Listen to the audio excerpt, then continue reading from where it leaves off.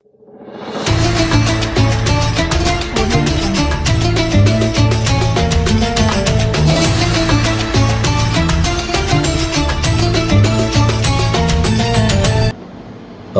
بالله من الشيطان الرجيم.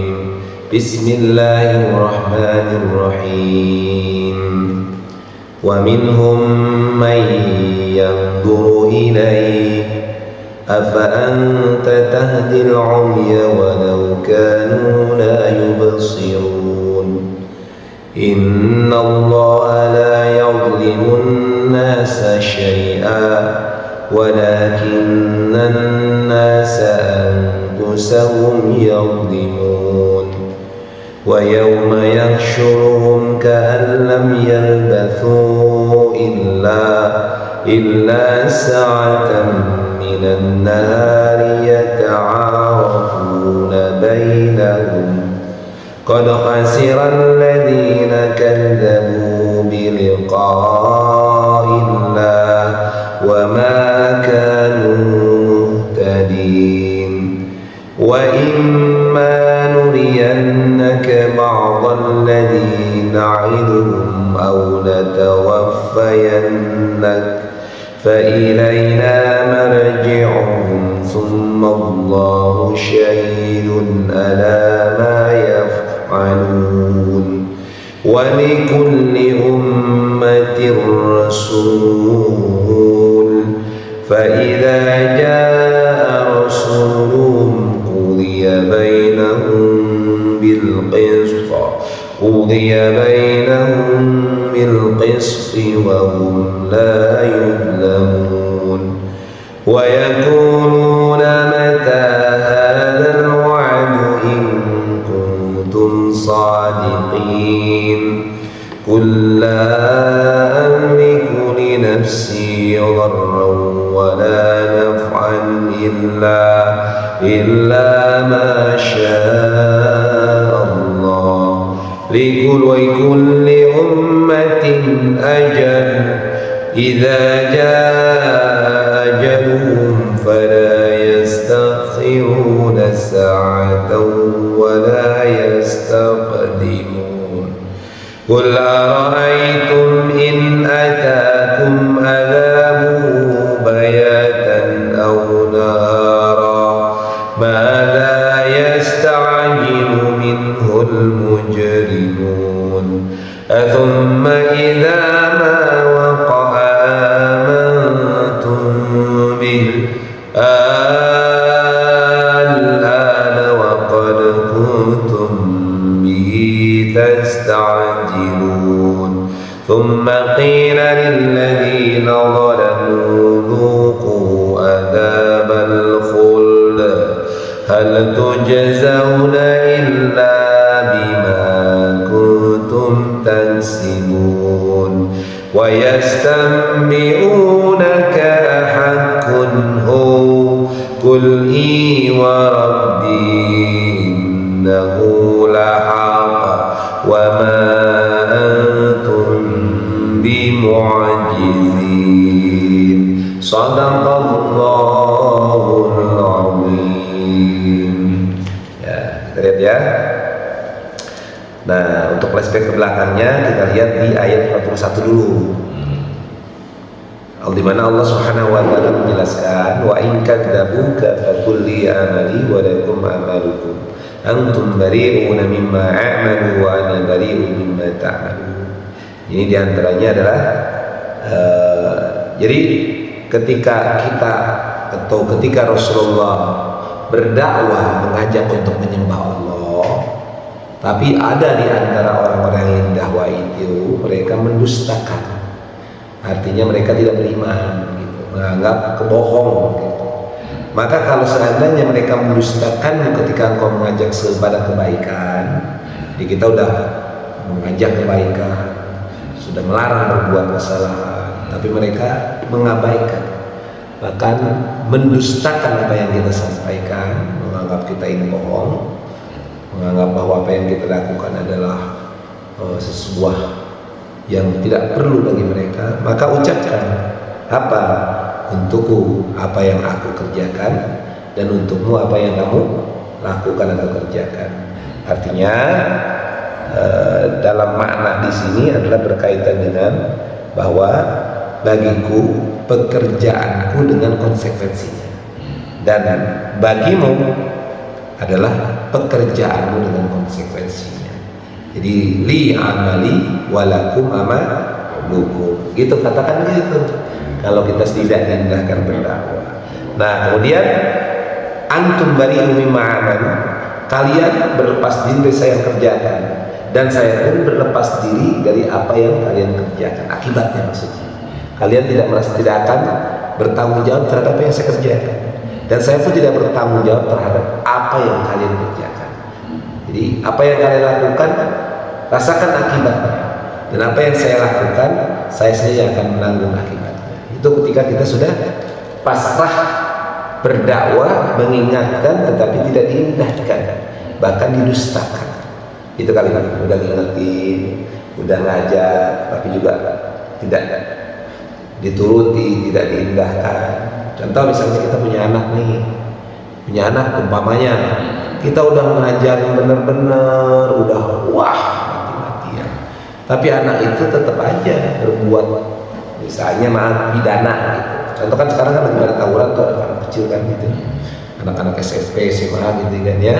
Kita sebagai orang tua udah berusaha mati-matian ya, tapi kemudian anak itu tetap aja bandel.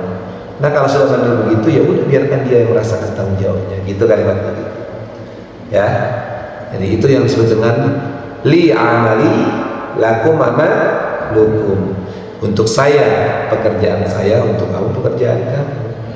Saya tidak bertanggung jawab terhadap apa yang kamu lakukan, dan kamu pun tidak bertanggung jawab terhadap apa yang saya lakukan. Kemudian di ayat 42-nya Allah menjelaskan bahwa dan di antara mereka, artinya di antara orang-orang yang tadi itu, orang-orang kafir, ketika kita mengajak itu ada sekelompok orang kita ajak, ada juga orang yang mendengarkan ucapan kita. Di antara yang diajak di dakwah Rasulullah, kaum kafir Quraisy, ada yang mereka mendengarkan Rasulullah. Nah, tetapi mereka mendengarnya itu seolah-olah tidak mendengar. Jadi maka dalam ayat ini, apakah engkau, kata Allah Subhanahu wa taala, dapat menjadikan orang yang tuli itu mendengar, ya, walaupun mereka tidak mengerti. Jadi kalimatnya sebuah, walaupun mereka punya kuping, tapi kalau Allah menutup kupingnya, maka mereka tidak akan mendengar. Dan kita tidak bisa membuat orang yang tuli mendengar. Jadi maksudnya bukan tuli di sini, telinga hatinya. Jadi kalau Allah sudah menutup hatinya, baik mata hati maupun telinga hati, maka kita teriak-teriak, kita mengingatkan gak bakal diindahkan. Karena yang membuat orang mau menerima hidayah adalah atas kehendak Allah. Contoh gini aja, kalau orang yang Allah bukakan mata hati mau diajak sholat, yuk kita sholat, ayo. Tapi kalau orang yang mata hatinya ditutup, yuk kita sholat, lu aja duluan. Ngapain sholat, ngajak-ngajak gua, kan gitu. Nah itu yang Allah tutup mata hatinya dan pendengaran hatinya. Nah baru masuk kepada ayat yang ke-42. Wa minhum may yanzuru ilaik, dan di antara mereka ada yang melihat kepada engkau.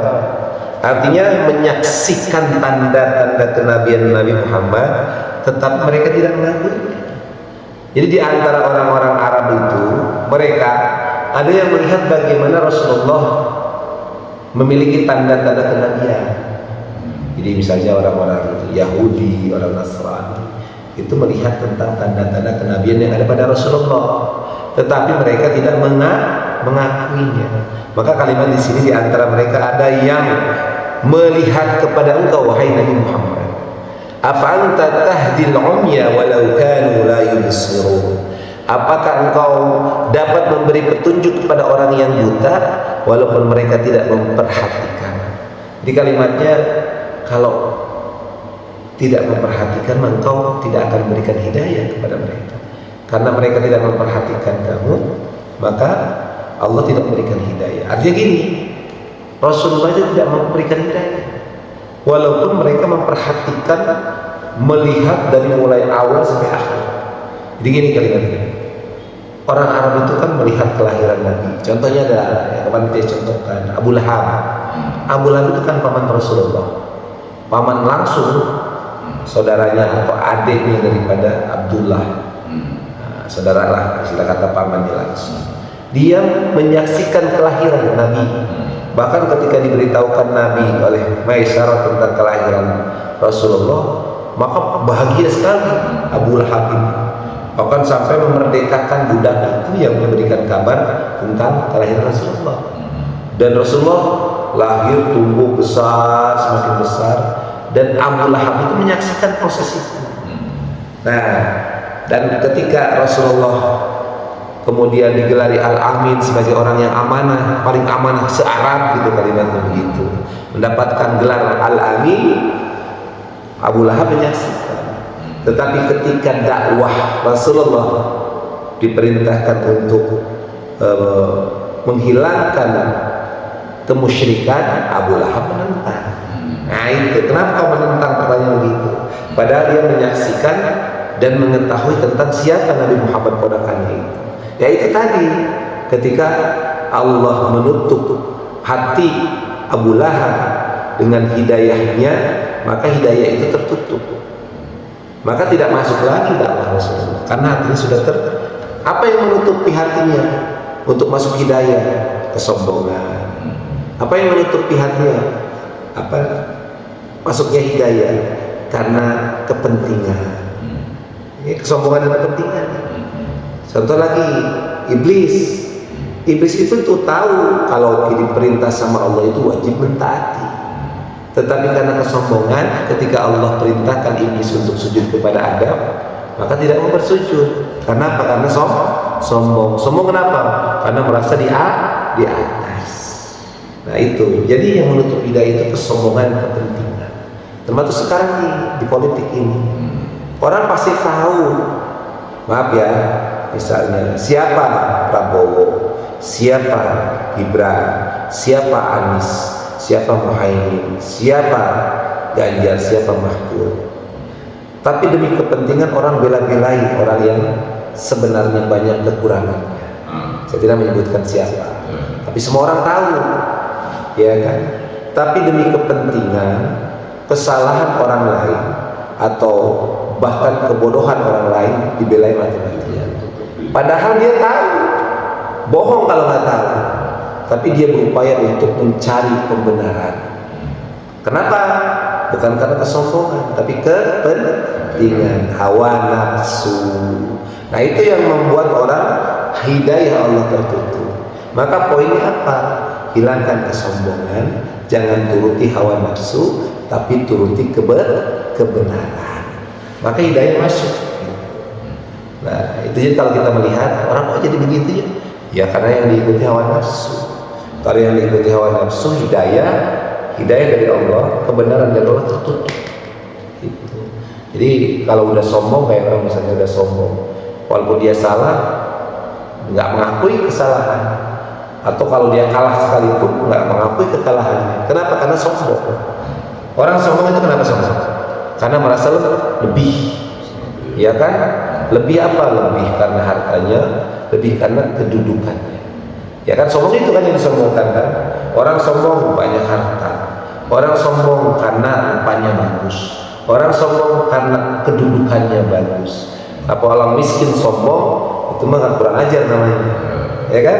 Ada orang sudah miskin, ada orang jelek, udah gitu orang yang hanya rakyat biasa sombong, itu namanya bodoh, ya kan? Kalau orang kaya sombong wajar. Orang ganteng, orang cantik sombong wajar. Orang yang punya kedudukan, pejabatkah dia ataupun sejeniskah dia, sombong wajar, karena dia punya lebih. Orang sudah miskin, jelek, hanya rakyat jelata, sombong, ini kurang ajar, bodoh namanya. Kurang ajar itu kan bodoh. Ya makanya kita masuk ke dalam kategori itu. Tapi masuklah kita kepada kategori yang diberikan kelebihan oleh Allah Subhanahu wa taala, selalu bersyukur, selalu tawadhu. Tawadhu itu artinya merasakan rendah hati.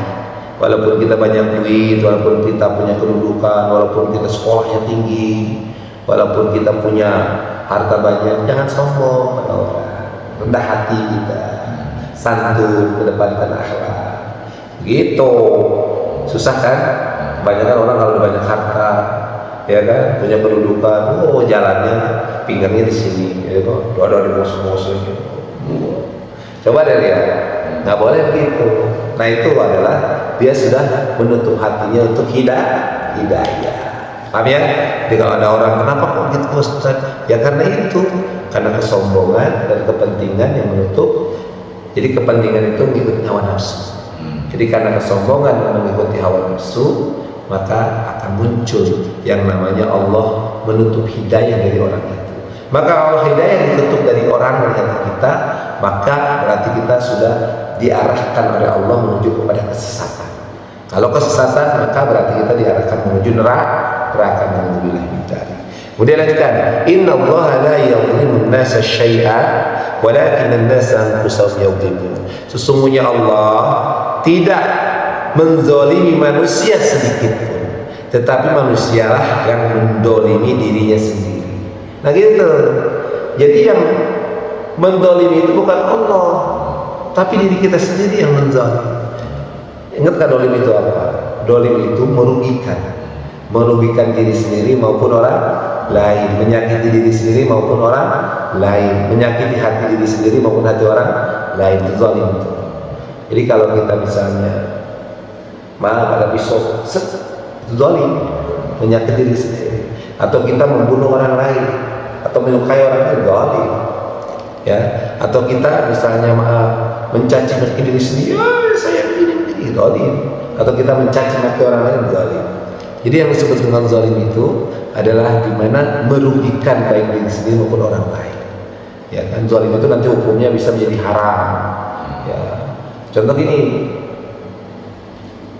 kenapa orang mabuk dilarang? Kan dia beli sendiri, ya kan? Dia makan, minum di rumah sendiri, ya kan? Pakai duit sendiri, minum sendiri. Kenapa haram? Kenapa? Karena minuman itu dampak negatif terhadap dirinya sendiri, yang membuat dirinya mabuk, yang merusak organ-organ. Maka haram jatuhnya. Termasuk misalnya hukum rokok. Rokok itu bisa jadi haram ketika mengganggu kesehatan diri sendiri dan mengganggu kesehatan orang lain. Kita merokok, wah di depan orang-orang, zalim, maka menjadi haram. Gitu. Walaupun hukum rokok makruh. Makruh itu secara hukum lebih baik ditinggalkan karena ada sisi yang merugikan. Ya, kayak bau jengkol, itu kan makruh hukumnya. Kenapa? Karena baunya itu mengganggu orang lain. Nah, itu zalim namanya. Jadi sesuatu yang merugikan diri sendiri maupun orang lain itu zalim. Maka hukumnya nanti bisa makruh paling kecil atau bisa jatuh haram. Jadi Allah tidak mendolimi manusia, tetapi manusia sendiri yang mendolimi diri sendiri. Kemudian lanjut. Wa yawma yahsyuruhum ka'an lam yalbathu illa sa'atan min nar yata'arafuna bainahum. Dan ingatlah pada hari ketika Allah mengumpulkan mereka merasa seakan-akan tidak pernah berdiam di dunia kecuali sesaat saja pada siang hari. Pada waktu mereka saling berkenalan, sungguh rugi orang-orang yang mendustakan pertemuan mereka dengan Allah dan mereka tidak mendapatkan petunjuk. Jadi nanti diingatkan tuh, hei manusia yang zalim, nanti kamu akan dikumpulkan di akhir nanti, di akhirat, yang kamu akan merasakan bahwa kamu itu tidak hidup di dunia ini hanya sesaat saja. Ya coba aja, kita paling lama nggak sampai 100 tahun umur di dunia ya. Sedangkan akhirat abadi selama-lamanya.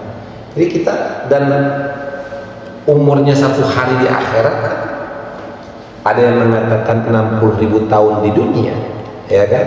Ada yang mengatakan 1.000 tahun di dunia, ada yang mengatakan 6.000 tahun ukuran dunia. Ka'alfi sanati mimman ta'udun, kan gitu. Sa'atan minal akhirah, atau al-yawma minal akhirah, satu hari di akhirat bagaikan 1.000 tahun di dunia ukurannya. Bahkan bukan hitungan hari, jamnya saat waktu. Artinya satu hari dari ukuran akhirat nanti itu diibaratkan 1000 tahun ukuran dunia. Kita aja kagak nyampe 1000 tahun kan.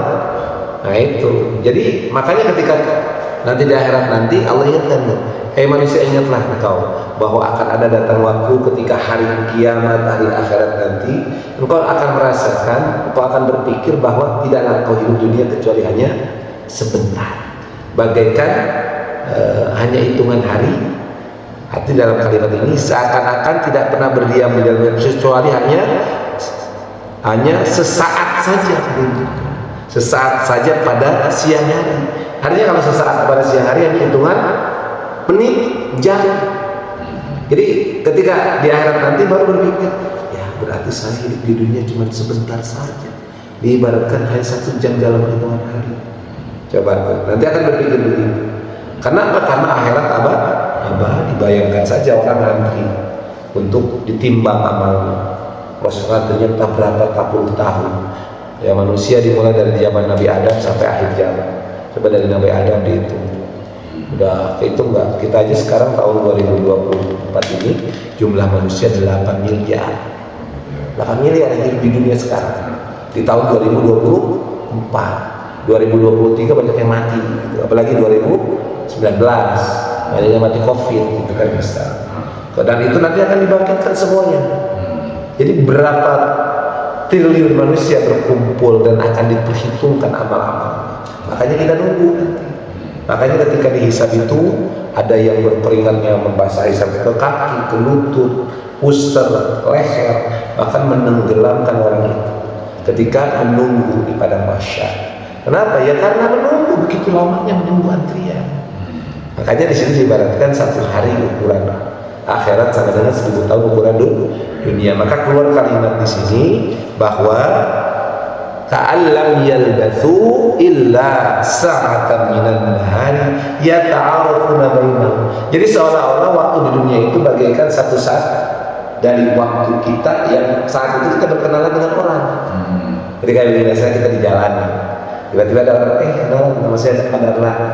Nah itu waktunya 1 di ukuran dunia yang kita hidup. Itu kalimat. Kemudian qad khasiral ladzina kadzdzabu bi liqa'illahi wa ma kanu muhtadin. Sungguh rugilah orang-orang yang mendustakan bertemu dengan Allah dan mereka tidak mendapatkan petunjuk. Nah itu tuh. Jadi kalau orang nggak yakin dengan bertemu dengan Allah rugi dia.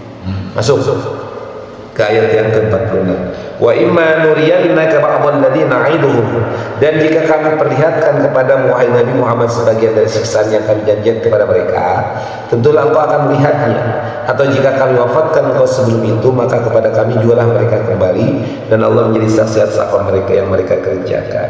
Ini Rasulullah itu diperlihatkan tentang surga, diperlihatkan tentang neraka ketika Isra Mi'raj. Itu diberikan kelebihan sehingga Rasulullah akan menjadi semakin paham tentang tugas dia sebagai Nabi dan Rasul. Kemudian walikulli ummatir rasul, dan setiap umat mempunyai Rasul. Jadi Allah mengutus Nabi dan Rasul kepada kita manusia. Jadi menurut riwayat jumlahnya Nabi itu ada 124.000 Nabi itu. Jadi Nabi yang diturunkan oleh Allah kepada umat manusia dari zaman Nabi Adam sampai akhir Nabi Muhammad jumlahnya 124.000. Sedangkan yang Nabi dan Rasul cuma jumlahnya 313 Nabi dan Rasul. Beda antara Nabi dan Rasul. Kalau Nabi itu diberikan wahyu oleh Allah Subhanahu wa taala, tetapi tidak diperintahkan untuk berdakwah. Tidak diperintahkan untuk menyampaikan. Jika begini wasiat, pesan saya Padarlan, nanti Padarlan saya kasih tanah ya, kelola tanah itu. Nah, itu namanya Nabi, hanya diberikan berita, menerima berita. Kalau Nabi dan Rasul beda lagi. Padarlan, saya kasih tanah itu ya, nanti tolong tanah itu tanamin tumbuh tanaman-tanaman dan nanti ajak orang si A untuk barang-barang. Nah itu namanya Rasul. Jadi beda di situ ya. kalau Nabi menerima berita saja, tapi kalau Nabi dan Rasul dia menerima berita dan wajib untuk menyampaikan. Nah, yang menerima berita saja dari Allah hanya jumlahnya banyak, 124.000. Sedangkan Nabi dan Rasul yang diperintahkan untuk menyampaikan jumlahnya 313. Dan yang kita tahu cuma 25 Nabi dan Rasul. Sisanya kemana? Nah, itu rahasia Allah. Gitu. Nah itu. Jadi setiap umat itu ada Rasulnya. Kemudian faida ja'a rasuluhum qudiya bainahum bil qisti wa hum la yuzlamun. Dilanjutkan lagi, maka apabila Rasul mereka telah datang, diberlakukan hukuman bagi mereka dengan adil dan sedikit pun tidak dizalimi. Jadi kalimatnya itu bisa dikaitkan begini, Rasul yang dimaksud di sini adalah berkaitan dengan para saksi ketika di akhirat nanti. Karena ini ayat sebelumnya berkaitan dengan masalah akhirat. Jadi nanti di akhirat itu kan dihadirkan saksi. Dan ketika saksi itu tidak hadir, maka tidak ada yang dizalimi. Semua akan dibalas sesuai dengan amal-amal. Nanti badan kita menjadi saksi, Nabi Muhammad menjadi saksi, malaikat menjadi saksi. Ini malaikat yang dua kiri kanan, Raqib wa Atid nih, nanti akan menjadi saksi dan akan menyerahkan kitab catatannya. Yang kitab catatan itu tidak ada satupun yang meleset dari apa yang kita lakukan.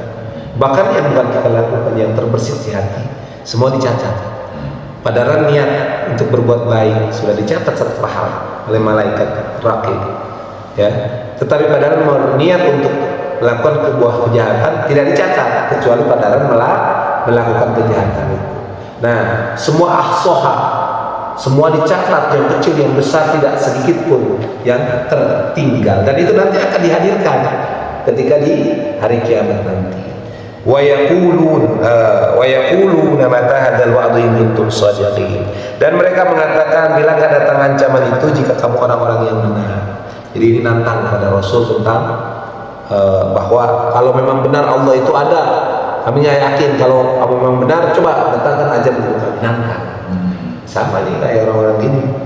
Kemudian qul la amliku li nafsi dharra wa la nafa illa ma syaa. Katakanlah, kata Allah, aku tidak kuasa menolak madarat maupun mendatangkan manfaat kepada diriku kecuali apa yang Allah kehendaki. Bagi setiap umat mempunyai batas waktu tertentu. Apabila ajalnya tiba, mereka tidak dapat meminta penundaan atau percepatan sesaat pun. Kemudian lanjutkan, kul ara'aitum, katakanlah, terangkanlah kepadaku jika datang kepada kamu siksaan Allah pada malam maupun siang hari, manakah yang diminta untuk disediakan oleh orang-orang yang berdosa itu. Kemudian lanjutkan, kemudian apabila setelah azab itu terjadi kamu baru mempercayainya, apakah baru sekarang pada sebelumnya kamu belum minta agar disegerakan. Kemudian dikatakan kepada orang-orang yang zalim itu, rasakanlah olehmu siksaan yang kekal, kamu tidak diberikan balasan melainkan sesuai dengan apa yang telah kamu kerjakan. Nah, ini berkaitan dengan di akhirat nanti. Jadi di akhirat nanti Allah gambarkan begini, betapa panjangnya waktu di akhirat, dunia hanya sesaat. Kemudian Allah mengutus setiap umat itu Nabi dan Rasul. Ketika Nabi dan Rasul itu datang, dia menyampaikan risalah Allah, tetapi kemudian ditolak, bahkan mereka menentang dakwahnya para utusan Allah, bahkan menantang untuk dihadirkan azab ketika mereka menentang. Maka kata Allah kepada Rasul itu, kalau memang kau menentang maka akan datangkan azab. Maka banyak umat yang diazab, kaum Ad, kaum Samud, Nabi Lut, karena mereka menentang azabnya Allah. Maka kata Allah, ingat azab itu datang tidak terduga, dan azab itu datang pada waktu siang maupun malam hari. Makanya ketika bencana kan banyak yang terjadi pada saat subuh, ya kan? Pada saat orang tertidur tiba-tiba bencana, banyak yang terjadi gitu kan? Pada saat orang terlelap tiba-tiba ada banjir, ada topan dan sebagainya. Itu adalah azab dari Allah Subhanahu wa taala. Kemudian terakhir ayat yang ke-53-nya, dan mereka menanyakan kepada Nabi Muhammad, benarkah azab yang dijanjikan itu? Katakanlah, ya demi Tuhan, sesungguhnya azab itu pasti benar dan kamu sekali-kali tidak dapat menunda. Nah ini, jadi kalau orang sudah mendustakan ayat Allah, sudah menentang kebenaran, sudah diingatkan tapi tetap aja dalam suatu kemaksiatan, dalam hal-hal kejahatan, tunggu aja azab Allah. Dan azab Allah itu pasti datang. Nah itu. Jadi kesimpulannya satu, bahwa Allah tidak menzalimi seseorang pun dalam kehidupan ini. Yang menzalimi dirinya sendiri. Yang kedua, bahwa hidayah itu milik Allah. Kita tidak bisa memberikan hidayah kepada orang yang disesatkan oleh Allah. Maka agar kita mendapatkan hidayah, buang kesombongan. Jangan mengikuti hawa nafsu, tetapi ikuti hidayah Allah Subhanahu wa taala. Baca Al-Qur'an, ngaji dengan orang-orang alim, ikuti bergaul dengan orang-orang yang soleh, maka hidayah itu akan hadir kepada kita. Insya Allah kita akan mendapatkan kenikmatan dalam kehidupan akhirat. Ada pertanyaan? Cukup. Alhamdulillahirabbil alamin.